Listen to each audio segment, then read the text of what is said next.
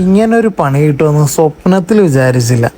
ആര്യ രാവിലെ നേരത്തെ എണീറ്റ് രുക്കുവിനുള്ള ഫുഡും രുക്കുവിനെയും റെഡിയാക്കി ഒരു 10:15 ആയപ്പോൾ നമ്മൾ കാറും എടുത്ത് തിരിച്ചു. പേയാടുള്ള SP തിയേറ്ററിലോട്ടാണ് പോകുന്നത്. ആദ്യ ദിവസങ്ങളിലൊന്നും കാണാതെ, കാരണം ക്രൗഡിൻ്റെ ഇടയിൽ കുഞ്ഞിനെയും കൂടെ കൊണ്ടിരുത്തി ബഹളം ആവണ്ടെന്ന് വിചാരിച്ചിട്ടും അവർക്കും ഡിസ്റ്റർബൻസ് വേണ്ടെന്ന് വിചാരിച്ചിട്ട് ജസ്റ്റ് ഒന്ന് വെയിറ്റ് ചെയ്തിട്ടാണ് ഇവിടെ പോകാൻ തീരുമാനിച്ചത്. ദളപതിയുടെ ലാസ്റ്റ് പടം കൂടെ അല്ലേ, മിസ് ചെയ്യാൻ പറ്റൂലല്ലോ തിയേറ്ററിൽ.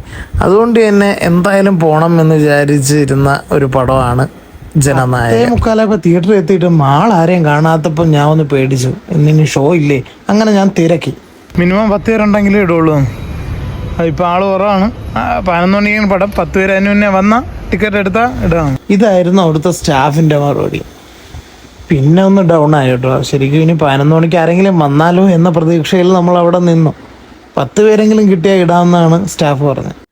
നിവിൻ പോളിയുടെ അടുത്ത് വരാൻ പോണ പടത്തിൻ്റെ ഫ്ലക്സൊക്കെ അവിടെ ഉണ്ട്. അപ്പോൾ ഉടനെ പടം റിലീസുണ്ട്. അങ്ങനെ 11 മണിയായപ്പോൾ നമ്മൾ 8 പേര് അവിടെ ഉണ്ടായിരുന്നു. അതിൽ 3 പേര് അവിടുത്തെ സ്റ്റാഫാണ്. അല്ലാതെ ബാക്കിയുള്ളവരെ നോക്കി നമ്മൾ നിൽപ്പായി. ആരും വരില്ല എന്ന് കണ്ടപ്പോൾ സ്റ്റാഫ് തന്നെ വന്ന് പറഞ്ഞു, ചേട്ടാ ഷോ ക്യാൻസൽ.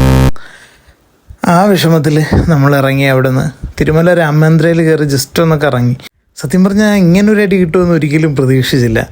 എന്തായാലും പടം എന്തായാലും തിയേറ്ററിൽ തന്നെ കാണണം. അതുകൊണ്ട് ഒരു വരവൂടി വരേണ്ടി വരും. ഈ വിഷമം വേറൊന്നുമല്ല, പടം കാണാൻ പറ്റാത്തതിൻ്റെയാണ്. അല്ലാതെ ലാസ്റ്റ് വിജയുടെ പടം കണ്ട് ക്ലൈമാക്സ് കണ്ട് വിഷമിച്ചിരിക്കണമല്ല. എന്തായാലും നമ്മൾ അടുത്തുടനെ തന്നെ പോകുന്നതായിരിക്കും. അപ്പോൾ എല്ലാവർക്കും ടാറ്റ ബൈ ബൈ. നമ്മൾ അടുത്ത വീഡിയോ ആയിട്ട് ഉടനെ വരാം. അപ്പോൾ ടാറ്റ.